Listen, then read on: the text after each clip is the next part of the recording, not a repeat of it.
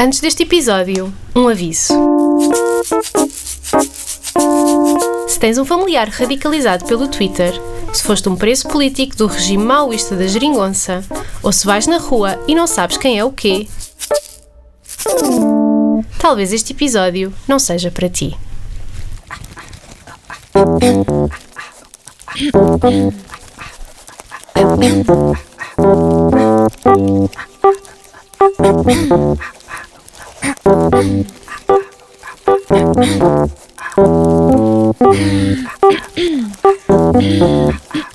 Olá, este é o Opinionistas, um podcast sobre as pessoas que opinam na imprensa em Portugal.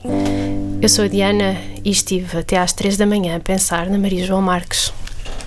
Eu sou o Luís e estou ligeiramente engripado. Eu sou o Afonso e tenho apneia de sono. E eu sou o Daniel e já não abro o Twitter há um dia e meio.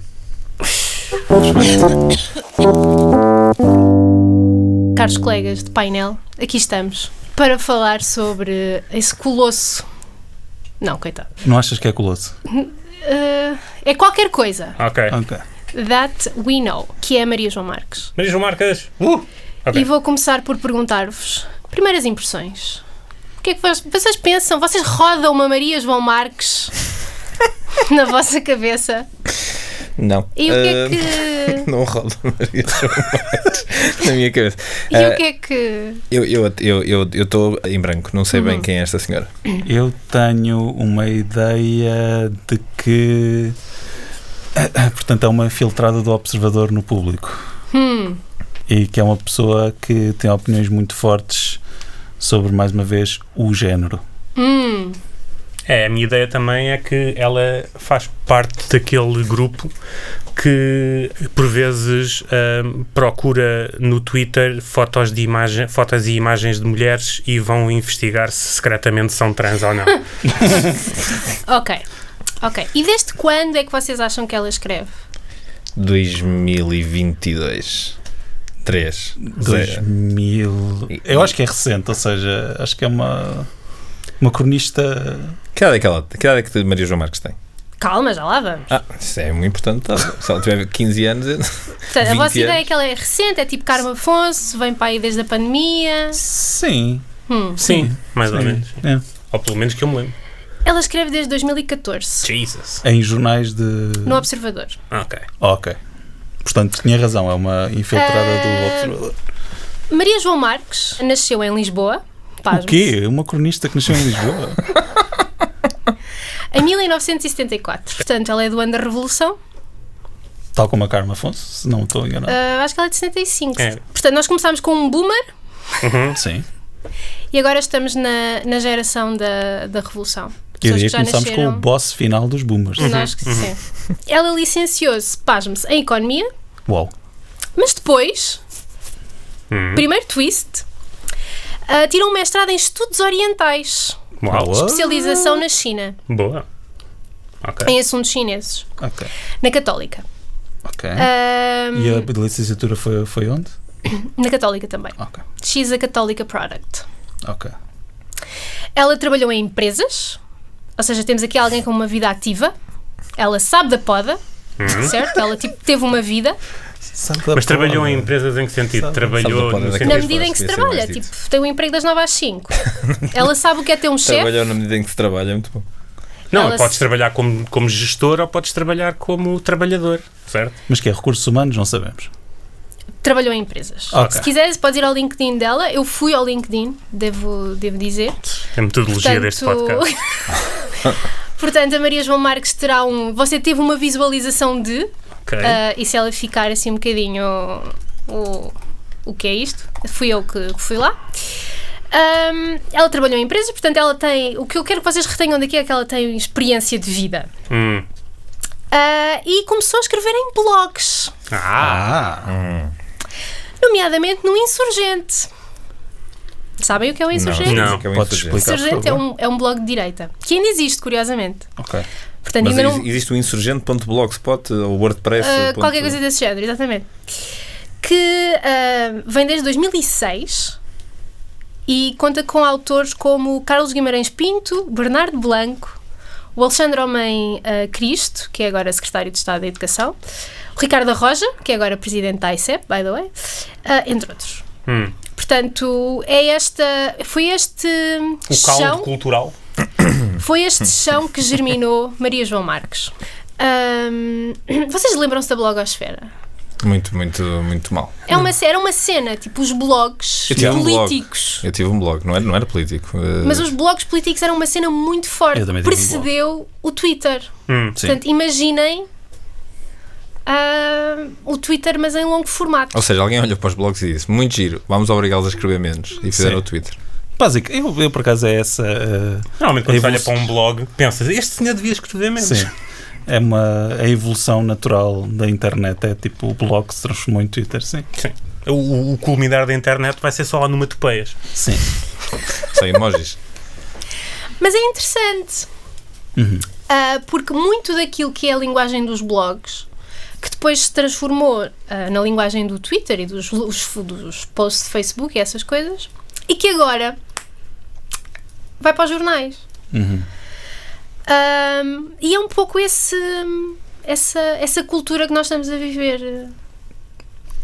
Mas este fenómeno das pessoas passarem de escreverem algures online ou algures e passarem a escrever num sítio em que lhes pagam para isso, ainda hoje continua a acontecer, se calhar não necessariamente com o Twitter muitas vezes, mas por o próprio Facebook acontece.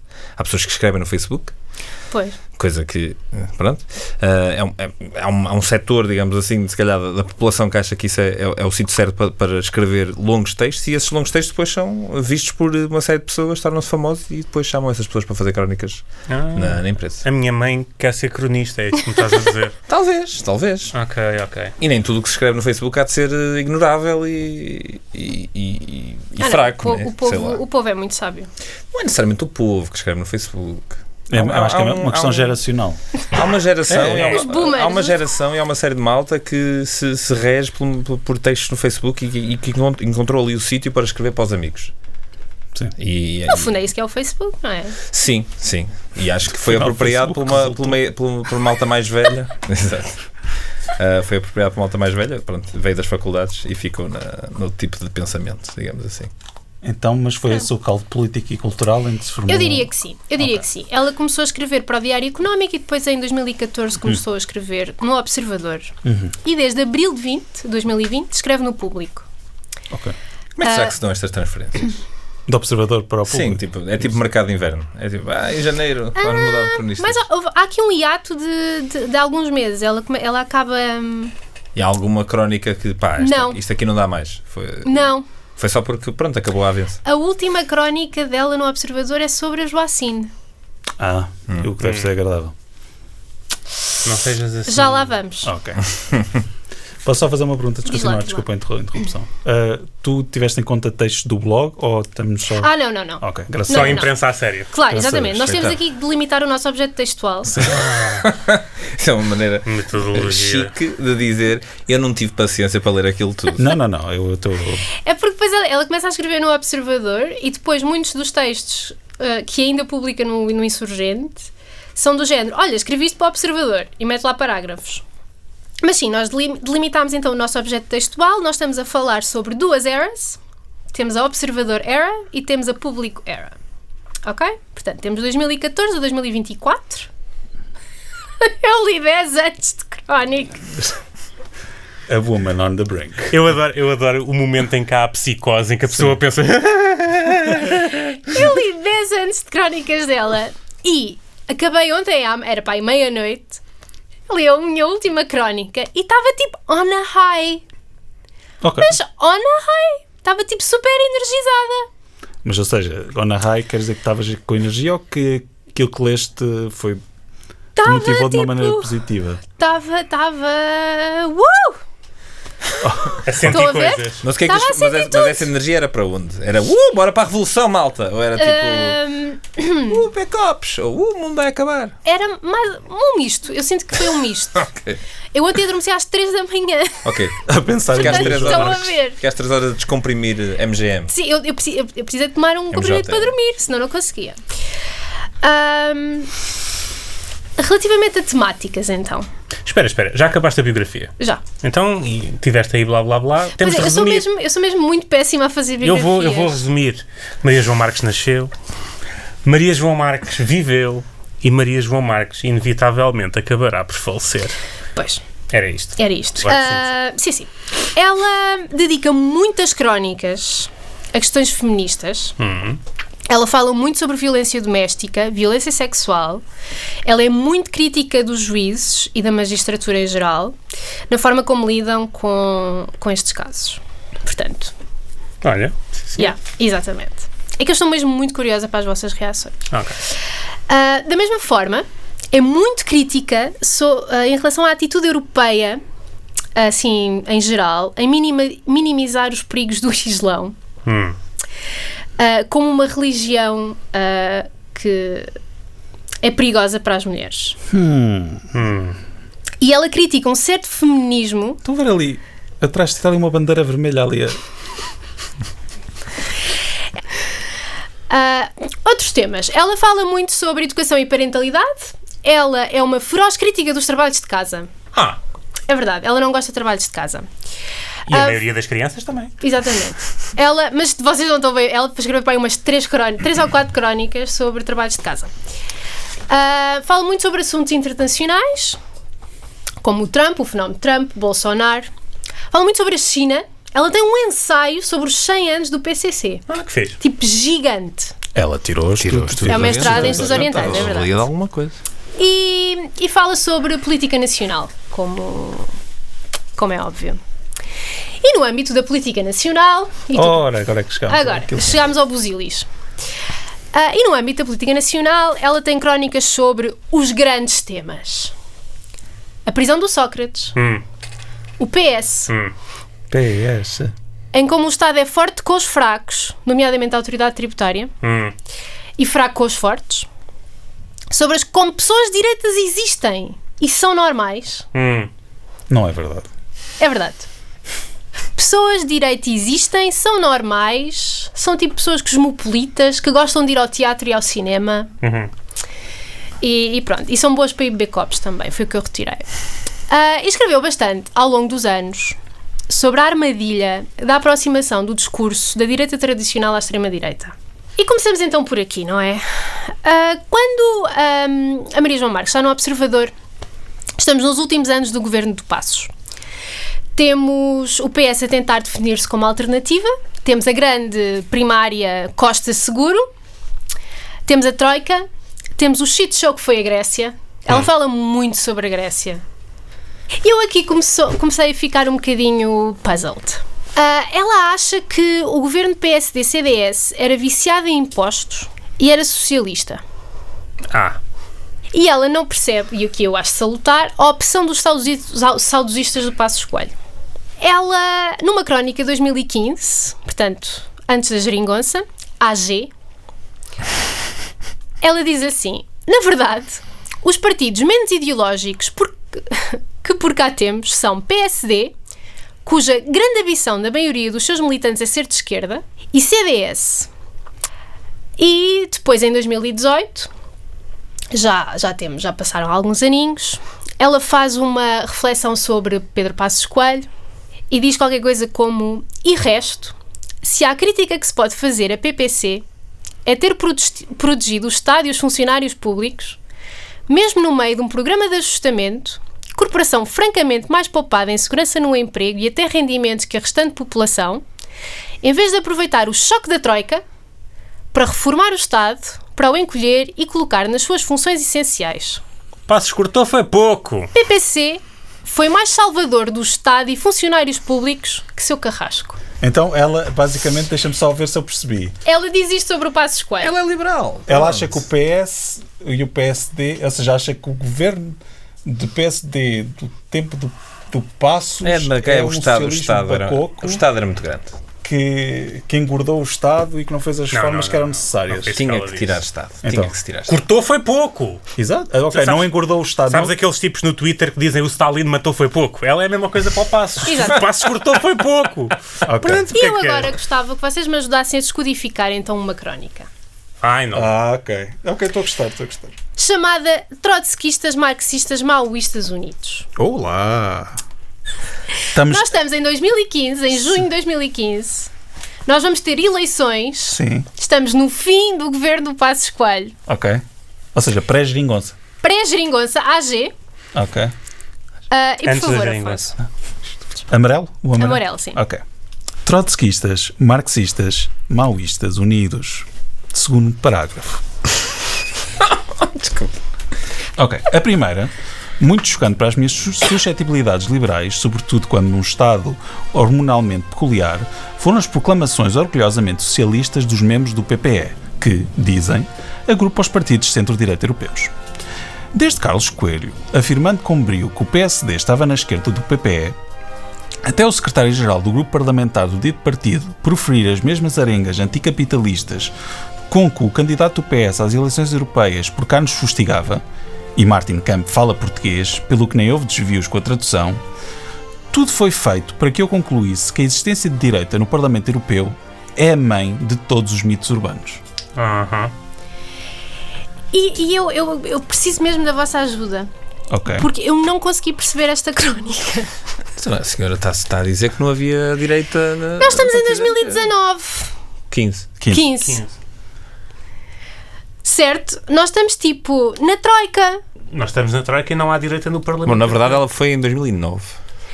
Mas ela está a dizer que os membros do PP... Ela foi numa viagem de bloggers. Desculpa, eu só queria acrescentar isso. Sim.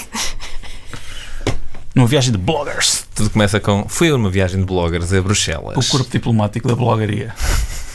Ou seja, e que o PPE, o próprio PPE, é um bando de escardalhos. E se continuares, Afonso?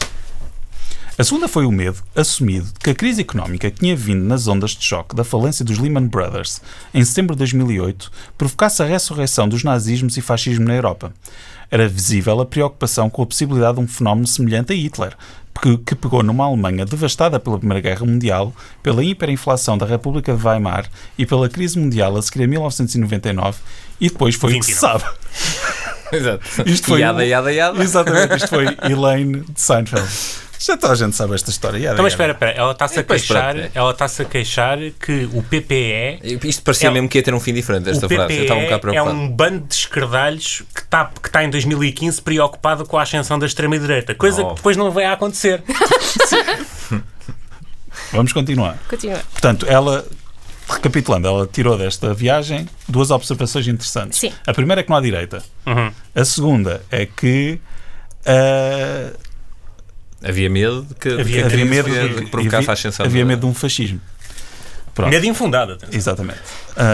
Muito menos provável. E daqui, diz ela, nasceu a recomendação aos países da UE de aumentar controladamente a despesa pública para contrariar os efeitos recessivos. Não nos detenhamos, por agora, no facto da Comissão Europeia ter pedido a políticos irresponsáveis, descontrolados e intrinsecamente despesistas, por alguma razão José Sócrates aparece nas minhas ideias, para gastar dinheiro que não tinham, aumentando o endividamento dos Estados e provocando mais tarde a crise das dívidas soberanas, que terminou com a austeridade em passeio pela Europa e em recessão.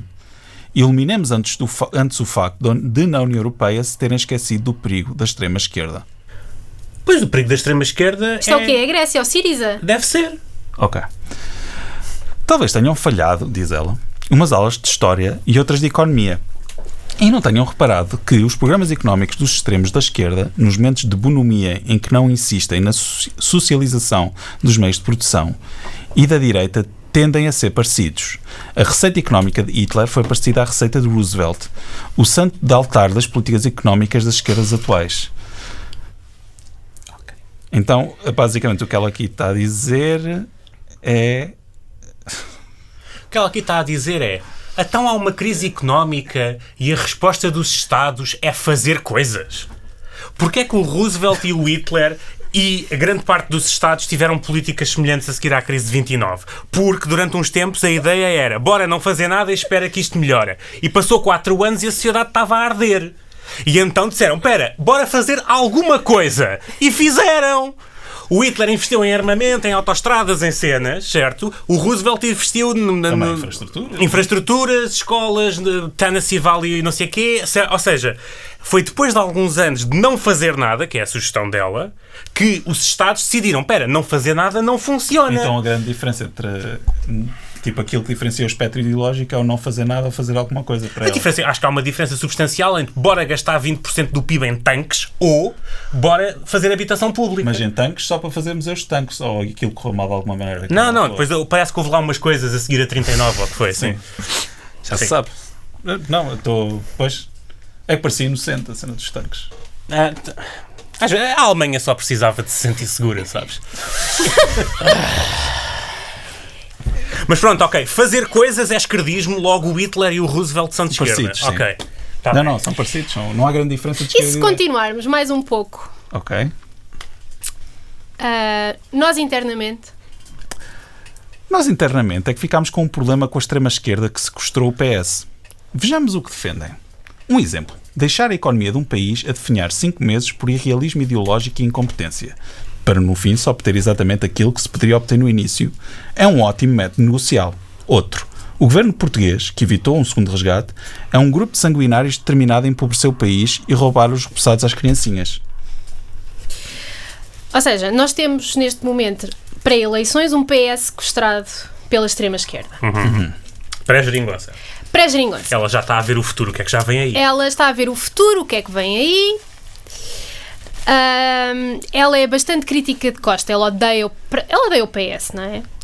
E ela não gosta do Costa também. Ela acha que ele é um político sem visão, não tem visão estratégica para o país, e que está demasiado próximo, então, da extrema-esquerda. E basicamente vê um bloco muito encantado com a Syriza e está com medo. Certo.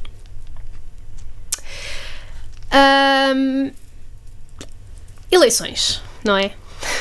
Sim, seguem-se eleições. Seguem-se eleições, temos o PSD a ganhar, mas sem conseguir formar governo, portanto não há uma maioria de direita no Parlamento, existe uma maioria de esquerda. Ai Jesus, é o fim da democracia.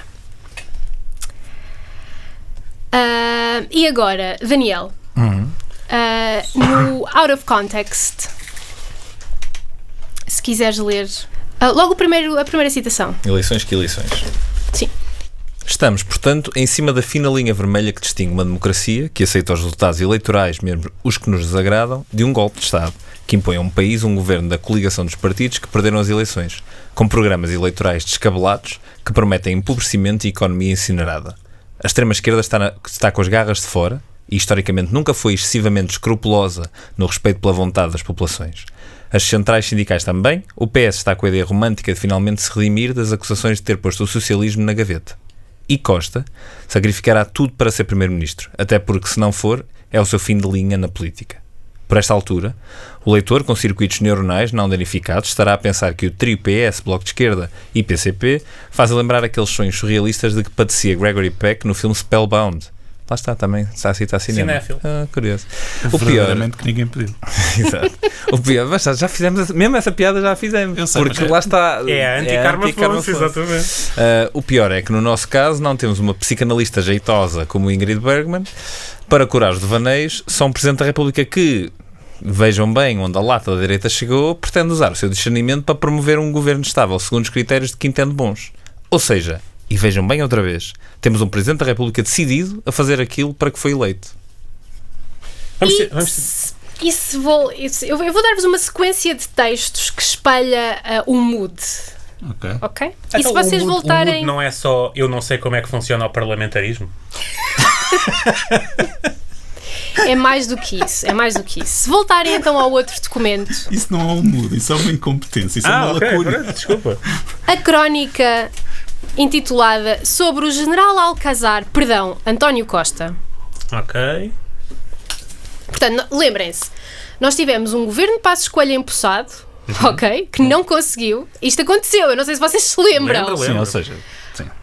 Certo? Tipo, nós tivemos um governo de Passos Coelho empossado, durou para aí 15 dias, até ter uma moção de rejeição no Parlamento. Sim. E caiu. Correto.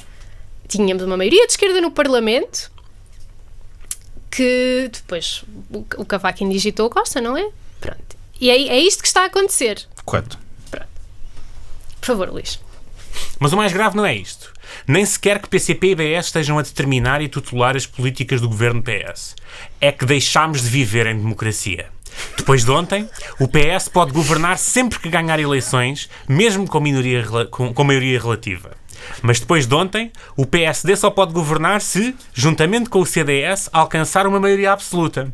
A direita tem agora uma sobretaxa eleitoral que precisa de pagar para poder governar. Copiando Orwell, todos os partidos são iguais, mas uns são mais iguais que outros. Bingo. Bingo Orwell. Yeah. Não, ela quando disse... Eu fiz linha. Ok. Quando ela disse Orwell... Não, acho que só conta bingo se tu for o 1984. Isto é a Quinta dos Animais. Bolas. Pois. Portanto, eu vou contar isto como aquela histeria da direita, não é? Tipo, pós-eleição. Estão a ver, agora quando ganhou o Trump, não é? Nós estamos aqui a 2 semanas da eleição do Trump, do segundo Trump. Não, ainda estamos a mais tempo. Não interessa. E vamos estar a mais tempo quando isto sair. Pois. Mas pronto, mas já estamos no aftermath do Trump. Eu também me excedi um bocadinho em algumas afirmações.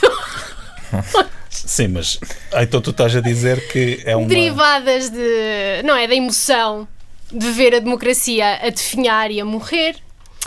Mas só que ela aqui não se está a referir, tipo, à qualidade dos atores políticos. Ela aqui estás a referir ao método através do qual eles ganharam poder. Ela está... Certo, ela está a mais dizer... Sim. Ela está a dizer, o Parlamento funciona, logo vivemos numa democracia, numa ditadura. E pelos vistos criou-se uma condição que, a partir de agora, o PSD nunca mais pode ganhar eleições, mesmo coligado com outros partidos. Coisa que agora é impossível. É impossível. Não dá para ver. É que um gajo apercebe-se que deputados de diferentes partidos se somam e nunca mais param com isso. Exatamente. Nunca mais. E se for à esquerda? É que um gajo apercebe-se quando eles toparam, nunca mais vão parar com isto. É verdade. Mas eu acho que nós estamos a ser injustos. Mas Porque nós estamos... Estamos perante um... Porque nós Há uma temos... paisagem inteira. Estão a ver não. 2 calhaus? Também quer dizer... Claro que um gajo está a ser injusto, não é? É que nós temos a vantagem, não é? Do hindsight. Nós sabemos o que é que aconteceu. Mas porquê é que tu achas Vocês que têm o que parlamentarismo voltar. a funcionar é um prenúncio de uma ditadura? Nós temos que voltar a 2015, quando a direita percebeu como é que o Parlamento funciona, sim. E temos que voltar a um estado de pureza política em que nós nunca tínhamos tido uma influência tão direta do PC e do Bloco no governo. Mas, Isto de dizer as frases com que discordas em absoluto é um bocado... São irónicas e isto não passa na rádio. As pessoas não estão a perceber que a cara da Diana o tempo todo é assim, percebem? Wink, wink. Wink, wink. E está-nos a pescar os olhos e é tipo, isto nos microfones não apanha o pestanejar. Mas é isso, sim. Não. Ou seja, eu vou dizer uma coisa. Vou dizer uma coisa que é assim. Se eu, em 2015, achasse que vinha aí o maoísmo-stalinismo, também estava com este nível de preocupação e... Pronto, ok, tudo bem. Não. Só que eu não achava que vinha aí o maoísmo. Principalmente quando sabes que o Parlamento Europeu é todo de esquerda. Pois, também esqueci-me dessa. Exatamente. É porque íamos ter os maoístas em Portugal e depois lá o centro-esquerda do Partido Popular Europeu no Parlamento Europeu, né? E depois aí ia ser gastar dinheiro, que a Europa está é gastar dinheiro à parva. Sim. Eu acho que estas coisas... eu acho que já devemos ter a vontade suficiente para dizer que isto é uma parvoíce. Foi uma parvoíce. O quê, exatamente? Esta crónica toda é uma parvoíce. A histeria? Não é histeria, ou seja São 3 crónicas. Tu estás a ser generosa sobre isto, dizendo que... Eu estou a ser generosa... Estás a ser condescendente e dizer que isto é uma pessoa que não está na plena posse das suas faculdades. Certo? É o que tu estás a dizer. Estás a dizer uma pessoa Sendo que essas faculdades incluíam viver nos tempos de agora e olhar para trás. Né? Sim, exato. Portanto, de certo modo era impossível ela ter essa faculdade, mas pronto. E portanto deixou-se levar, não é? Mas eu nada... própria me deixei levar. Mas o problema aqui é que nós ainda não debatemos muito qual é que é a função de um cronista e de facto entre as descrições da função não está ser completamente levado pelas emoções e dizer coisas que não fazem sentido. Mas como assim? Então um cronista a função principal de um cronista não é levantar o pânico? Não, eu diria que é analítico até, na melhor das hipóteses. Eu por acaso gostava de falar não posso sobre crer. isso. Mas porque da obra, não é? Que eu li da Maria João Marques e daquela que temos lido, de de facto, a função do cronista, ou seja, tu tens a realidade, não é? Tipo, as coisas estão a acontecer na vida. E tu tens que ter, tipo, o discernimento, tipo, as coisas estão a acontecer, tu vais falar sobre elas e, sei lá, tipo, acertar. Dizer coisas interessantes. Ou acho que descrever de uma acertar maneira é mais simples aquilo que se está a passar para pessoas conseguirem compreender. Quanto muito a ideia seria o cronista é chamado porque tem uma perspectiva. Exatamente. Mas aqui o que não lhe falta é perspectiva. Mas esta perspectiva é da quinta dimensão, vamos dizer assim. É isso. Mas só porque ela diz que temos um governo... Não, desculpa, ela está... Alarme não é perspectiva. Alarme não tem distância, né? Ela está a ser dizer, isto vai tudo colocar abaixo. E basicamente escreveu isso em frases longas. Foi só isso. Não, pá. Achas que ela foi excessiva quando disse que deixámos de viver só em queria democracia? perceber, foi este tipo de crónicas que deixou energizada. Diana, ninguém está a perceber que tu não estás a fazer verdadeiramente advogado do diabo. Isso é isso. As pessoas estão a ouvir. Foi excessiva? Ninguém está a ver o teu pescar de olhos. Que a Diana está Pescar de olhos a descambar num episódio epilético. Então, isto aconteceu. Sim. Governo estável. Temos uma longa travessia no deserto por parte da direita. Acho que estamos todos de acordo. Estamos sim. Estamos a passar tipo, várias eleições. Temos autárquicas, temos europeias e temos o crescimento dos novos partidos. IEL e Chega. E livre-se, bem. E o Livres. Mas ela foca-se, e é isto que me surpreendeu. Ela foca-se muito durante estes anos, em 2019, 2020. Foca-se muito sobre a forma como a direita tradicional está a lidar com a extrema-direita. E ela tem takes muito razoáveis. E eu não estou a ser irónica. Não houve piscar de olho, malta. Não houve. Eu juro que não estou a ser... Não juro que não estou a ser irónica. Não houve. Vamos. Estou a testar a veracidade do conteúdo. Afonso. Sim. Temos uma crónica que é: descobriu-se que o problema nacional são as feministas. E está neste documento? Está no documento Out of Context. Ok, isto é uma crónica no Observador. Isto é uma crónica do Observador de 2019. Portanto, tudo isto se está a passar antes dela escrever para o público. Exatamente. Ok, então. Ao invés, parece-me bem dar os parabéns a tanta gente de direita por seguir as pisadas do Vox, de Trump e do Breitbart e de André Ventura na percepção corretíssima da ameaça que as feministas são para a coesão nacional, a continuidade no euro, o combate à corrupção e a normal sucessão das estações do ano. A direita portuguesa anda inexcedivelmente inteligente e perspicaz no que toca a esgalhar as grandes preocupações dos lusos de boa vontade. É um humor de 15 anos. Eu sei. Enquanto isto, algo quiçá estrutural se passa. O PSD e o CDS não conseguem convencer nem com um PS incapaz de uma maioria absoluta. Contudo, os novos partidos de direita, curiosamente, também não conseguem ir buscar os eleitores agoniados com o PSD e CDS. Em vez disso, o BE e PAN sobem. E o LIVRE, talvez, se mantiver performance das europeias, eleja deputados. Este cenário mostra clarinho como a água que as preocupações dos eleitores e a intenção de voto está com os perigos do transgénero, das feministas e demais maleitas progressistas. Os meus parabéns às pessoas de direita que estão a perceber mesmo bem o que se passa. Qualquer dia conseguem, à conta de responder com tanto acerto aos anseios dos eleitores, transformar o PS no grande partido centrista português. Isto é o take razoável. Não acham que isto é razoável? Eu acho que é Especialmente a razoável, parte em que ela diz, perigos do transgénero, essa maleita progressista. Então, mas isso ela está a ser irónica aí. Ok. Não, ela está a ser irónica. Ela não fez o wink-wink, não funcionou. A direita está só... A direita está a focar-se em assuntos que não são preocupações da população em geral e está, na verdade, a contribuir para o sucesso da esquerda. Certo. Eu se calhar... Será que ela simplesmente não tem hindsight? É porque agora a direita está toda feliz a dizer que estas guerras culturais é o que fizeram com que o Trump ganhou. Calma, a Diana está a fazer o The Weave. Tá, ok. You're weaving. É porque ela dizia isto em 2019.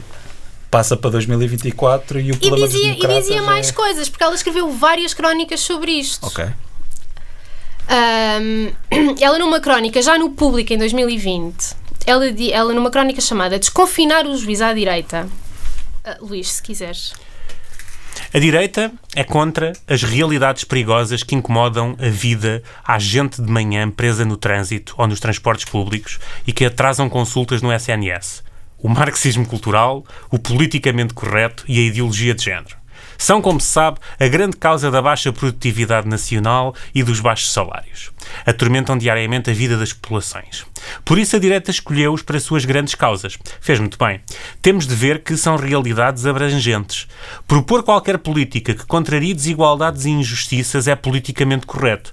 Promover a participação política de grupos tradicionalmente excluídos é politicamente correto. Já a ideologia de género, como se sabe, pretende transformar qualquer criança em gay e ou transexual. Isto eu sabendo o que é que a Maria João Marques diz agora é fascinante. É, por acaso é. Certo? Sim, ou seja, porque isto... eu até gostava de ter escrito este parágrafo. É que ela tem aqui um momento que para mim é de alta lucidez. Certo? E em que ela percebe que a direita não está a conseguir responder aos problemas das populações, tipo às coisas que de facto as pessoas preocupam, como tipo inflação, o pós-Covid, coisas desse género. E a direita tradicional está a apropriar-se e está a fazer grande barda, está a fazer grande bandeira de todos estes temas que são introduzidos no discurso nacional pelo André Ventura ou pelo Chega ou por esta franja... Ou pelo Observador. Ou pelo Observador. E ao fazer isso, ao cooptar esse discurso, está a cometer um grande erro e assim não vai conseguir combater a esquerda eleitoralmente. Ok. Então ela tem aqui um momento em 2020. Ela tem um momento que eu achei, uau!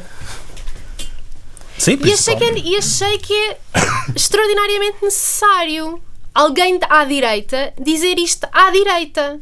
Sim. Entendem? E entre os colunistas do Observador. E entre os colunistas do Observador. Sendo que aqui é no público. É? É. Mas ela tem várias... Ok. Isto não é uma crónica única, não é um momento único. Ela tem esta posição de forma reiterada e durante bastante tempo. Até que?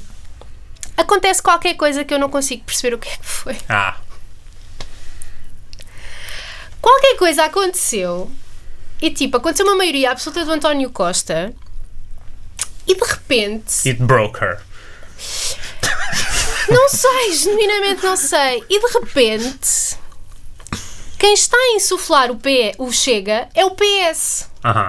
Mas, ou seja, a mudança que eu vi nela, o que eu presumia que ias falar, era a mudança em que ela, de facto, ela torna-se na pessoa que começa a falar repetidamente destas questões culturais.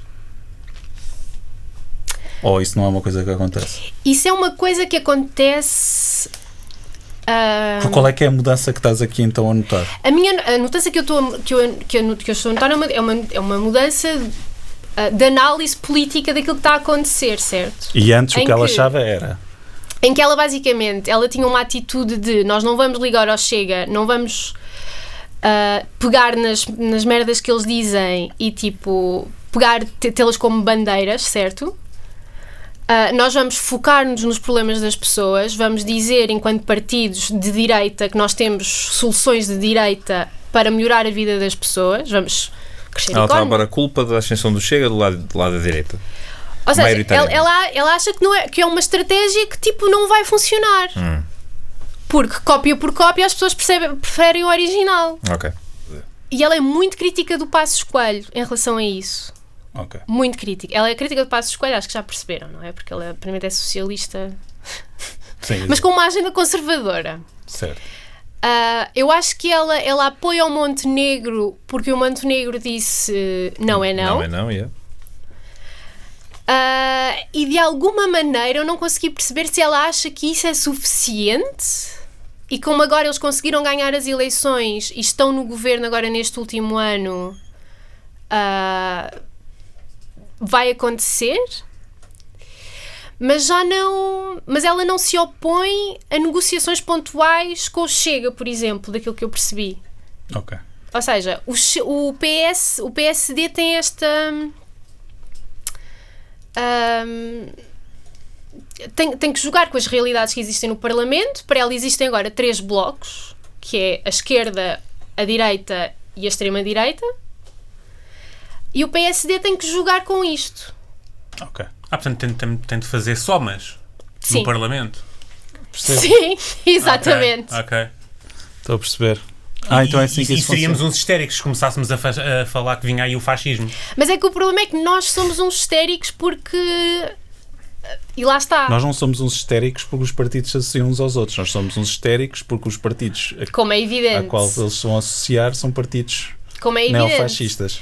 Mas ela já não diz isso do Chega. Pois pá. Pois. E perguntaste então pelas questões de género e ideologia de género, Afonso. Sim. E são temas que a acompanham ao longo dos anos. Nós temos a primeira crónica onde falamos sobre a questão dos não binários, em 2017. Luís, eu sei que estás em pulgas. No Out of Context. O que se vai conseguir com estas maluquices de privação de identificação sexual das crianças? Além de anos em consultas de psicologia e psiquiatria, temo pela frequência da atividade sexual das próximas gerações. É que a maioria de nós gosta de ter sexo, ou só com homens, ou só com mulheres. De repente, vivemos num mundo onde não conseguimos distinguir se o outro é do sexo que preferimos. Não me parece conducente a muitas concretizações sexuais. Quem sabe tornar-nos-emos no Japão, onde 1/3 da população adulta não tem vida sexual nem pensa ter. Então boa vida de abstinência. Tudo em nome das palermices progressistas. Um gajo que já nem tem com quem foder. Isto porque eu não sei se já perceberam. Se não perceberam, eu vou-vos dizer. Ela tem uma atitude bastante binária à vida. Acho que dá para perceber, sim. Ela acha que há homens e há mulheres. Ela é a mulher. Ok. E ai de quem venha dizer que ela é outra coisa que não uma mulher. Ok. E aí Mas eu quem posso venha dizer dizer- uma coisa. É porque eu não sei em que país é que ela vive, mas eu não tenho muita dificuldade em encontrar mulheres. Tipo, elas encontram, são fáceis de identificar. Olha ali uma, olha ali É outra. garanhão. Não é nada, pá. É fácil de ver na rua. Calma aí com as tuas concretizações Olha, sexuais. é assim, não concretizo nada. Tu Sou um andas- rapaz muito calmo. Agora também. Agora pensa porquê. Pois. Pois é.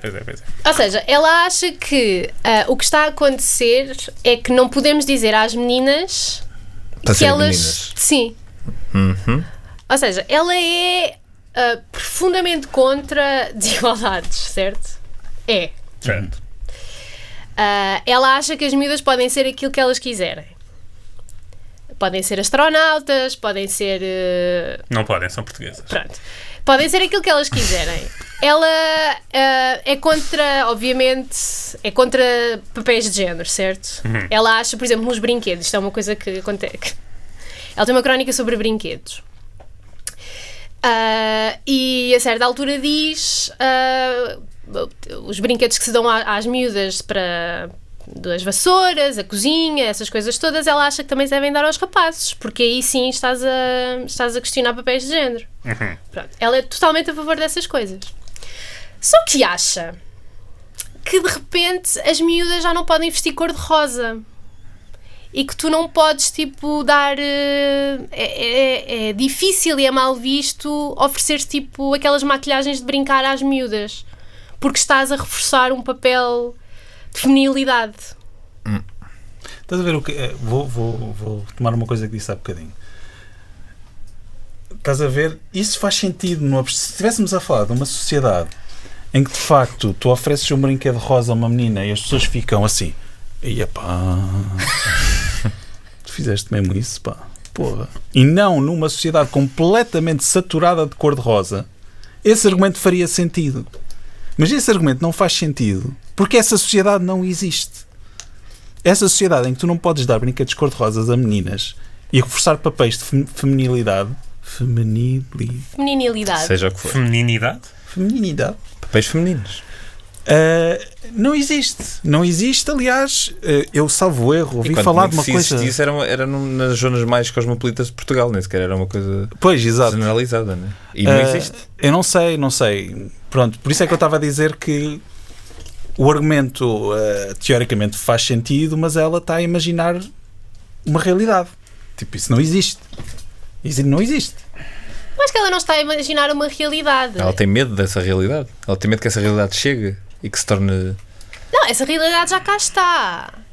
Ela está a reagir, tipo, a comentários... Ele está...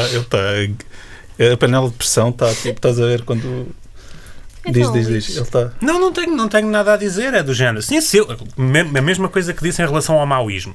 Se eu achasse que na nossa sociedade, cada vez que tu davas um boneco cor-de-rosa a uma miúda, vinha de lá uma pessoa falar-te contigo de Judith Butler, também me preocupava, mas isso não existe.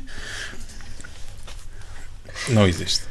Quer dizer, é capaz de existir, sim, ok, has de ver tipo O comentário, há um tweet. Sim, há um tweet. Olha, alguém no Twitter disse, estás a reforçar papéis de género. Eu, fosga-se. Então, mas Nunca mais. Vou para a direita. Vou falar de ideologia de género. Então, esta tipa vem-me dizer que... Mas temos mais coisas sobre o género? Temos. Ok. Tá. Porque isto... Mas setting the tone, não é? Sim. Ela preocupa-se com o género. Ela preocupa-se Há com um o espectro género. que para sobre a Europa, é a fluidez de género. Já tinha... E novamente ela tem uma certa dificuldade e faz uma certa crítica a um feminismo que é interseccional. Ok. No fundo é isso. Eu sinto que este podcast está a ter muitas temáticas parecidas em vários cronistas. Mas é porque Portugal é igual, certo? É Não, tipo... a questão é que há um cronista de direita que tem entre 40 e 60 anos e é só um. Eu acho que nós devíamos, o último episódio deste podcast era nós tentarmos adivinhar quem é que disse o quê. Sim. Mas sim, tem problemas com o feminismo interseccional. Tem problemas com o feminismo interseccional e ela, sobretudo, tem problemas com lhe digam que ela chama-lhe geometrias variáveis do que é ser mulher. Afonso. Sim. Então, se leres Qual? o que vem a seguir, que é 2017. Portanto, uma crónica do Exatamente. Observador de 2017. Sim. E isto é a primeira menção a assuntos trans Ok. nas crónicas dela. Ela está a fazer um apanhado do que foi 2017. Ok. De estarrecer e perfeitamente desapropriado é supor que são as mulheres que sempre foram mulheres que sabem o que é ser mulher. E que o conceito de mulher não tem de ser geometria variável para lá caberem homens. Não percebo, a sério que não percebo. Como é que há mulheres que caem nestas balelas? Alguém viu os homens que irem na esparrela de aceitar discutir se uma mulher que toma testosterona é ou não um homem?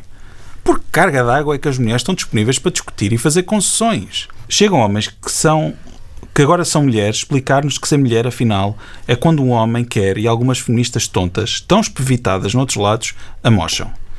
Lembram as mulheres tradicionais incapazes de fazer frente à mania dos homens tentar mandar no mulherio. Portanto, o que ela acha é que nós enquanto género, porque pronto, eu identifico-me como homem, estamos a fazer uma espécie de psyop em que estamos a infiltrar-nos entre as mulheres para dominar o melhorio.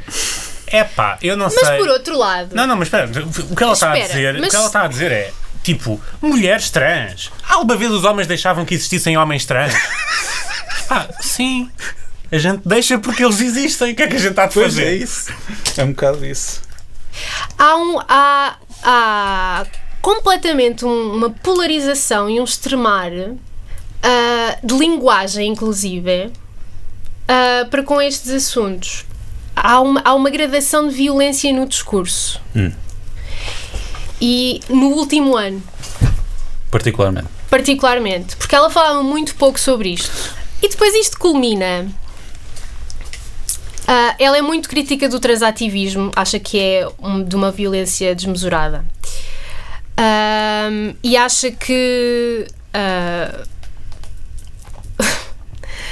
a esquerda queer é equivalente à extrema-direita, no seu silenciamento a mulheres, e na sua misoginia e no seu sexismo. E isto tudo culmina na crónica sobre as eleições de 2024 nos Estados Unidos. Se vocês conseguirem abrir então a crónica dos democratas. Os democratas perderam, ela está muito triste. E ela basicamente aqui agora faz uma inversão de crítica. Ok. E porque é que a esquerda perdeu a eleição? é pelos motivos pelos quais a direita tem andado a perder eleições. A nossa direita. Daniel, se quiseres... A política à esquerda abandonou o pragmatismo e a vontade de resolver os problemas das pessoas em prol de absolutismos ideológicos. A política passou à atividade pedagógica para tornar moralmente aceitáveis os seres menores e não esclarecidos, segundo falaciosos cânones, claro.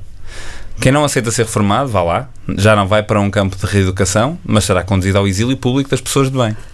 No meio deste imbróglio, escolhe-se viver em negação. São os problemas de segurança e ruptura cultural que trazem a imigração descontrolada.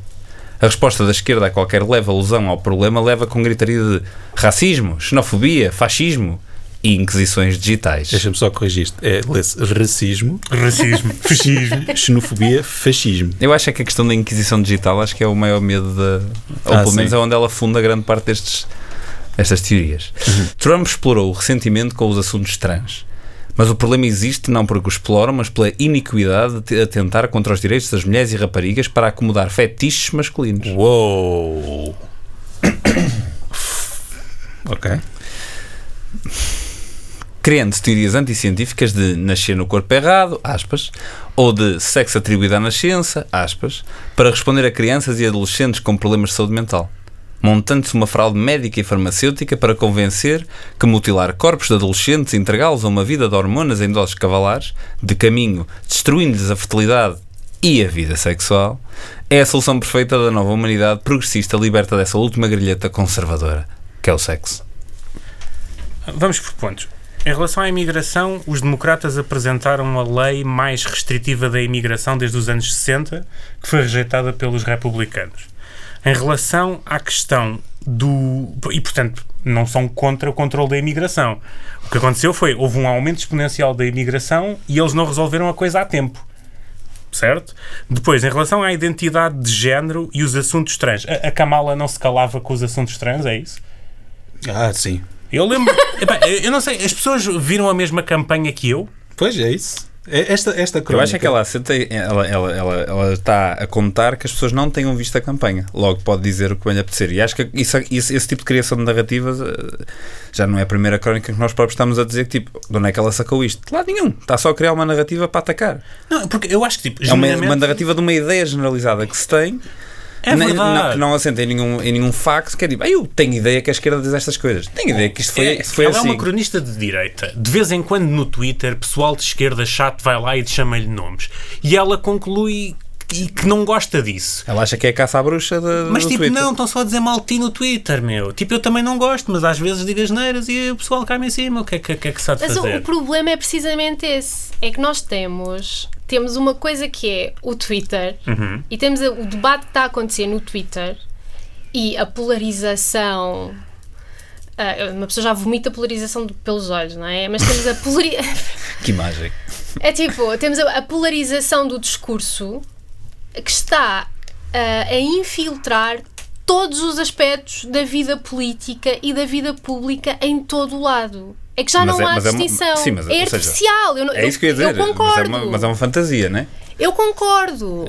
É completamente artificial. Mas é esta realidade em que nós vivemos. Tu achas que há uma forma de retórica que foi importada do Twitter para os jornais? E em que tu já não consegues desligar.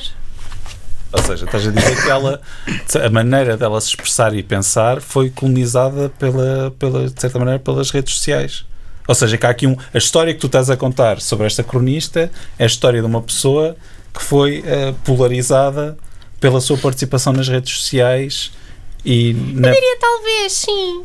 Então o que broker foi as redes sociais? Eu não sei. Eu acho que, mesmo assim... E eu não me estou a referir a esta crónica em concreto. Sim, estás a contar uma história no geral sobre a maneira como ela se expressa. Porque isto de facto é muito interessante tu leres a crónica. A primeira crónica e depois ou seja, há assuntos que se repetem, há linguagem que se repete e eu senti aqui uma crescente uns crescentes extremar a linguagem em relação a certos temas. Sim, há aqui de facto uma coisa. Há aqui um policial, sim, há aqui um policial escondido, que é o que aconteceu. Percebes? À Maria João Marques, sim. Percebem? Quem é que lhe fez mal? Sim, não sei se foram as redes sociais, mas estes assuntos começaram a ser muito mais frequentes e com uma linguagem muito mais violenta. Porque ela no Observador, eu estava constantemente, eu estava a ler e eu estava a pensar, ok. E estava a categorizar as minhas crónicas por tema e não sei o quê. E ela fala muito sobre a questão dos juízes. E eu, olha, ela realmente tem razão. Let the records show que a Diana está a fazer um light jogging. Um light jogging. Eu não sei se é light jogging, se é uma certa danceria. Sim. Eu estava a ler. Eu estou a passear-me pelas crónicas dela, não é? Sim. E realmente, olha. E depois ela começa a falar da direita e começa a falar que a direita não pode ser assim. E eu, tu queres ver? E depois de facto chegamos. Pronto, nós temos. Pois, é isso. E depois chegamos aqui. E é fascinante. Eu não quero mais fazer isto. Juro. Porque achaste que o percurso, a corridinha que estavas a dar junto com a Maria, vem Maria João, vem comigo. Tu estás achavas que no fim havia o teu último participação havia um arco-íris. Opa, eu não sei, mas é muito psicótico realmente. Ler em ordem cronológica tudo o que uma pessoa escreveu? Sim. É verdade. É muito psicótico. Mas é interessante. É interessante porque realmente acompanhas o pensamento da pessoa. Mas o final não foi feliz. Mas depois o final. Mas tu notas o momento em que ela vira o boneco, em que tu estás a concordar com ela em que ela e tu de repente, espera lá, toda a gente tem picha agora. Quando é que isso se dá? Ela diz coisas relativamente às questões trans, eu não concordo com ela. E ela faz eco de muitos medos terfistas. Ela basicamente é J.K. Rowling portuguesa, certo? Ela é tal e qual, é decalcado, ou seja, fala trans exclusionary radical feminist. Exatamente. Ou seja, ela decalca a questão das prisões na Escócia, os incidentes de violência sexual em casas de banho em algumas escolas nos Estados Unidos, no Canadá, o que for, por aí. Ou seja, o discurso é decalcado do outro discurso, certo? Que obviamente... Isto é um podcast, Ana. Se tu abanares a cabeça e fizeres tipo, obviamente, as pessoas não percebem o que é que tu estás a fazer. Isto é um meio auditivo.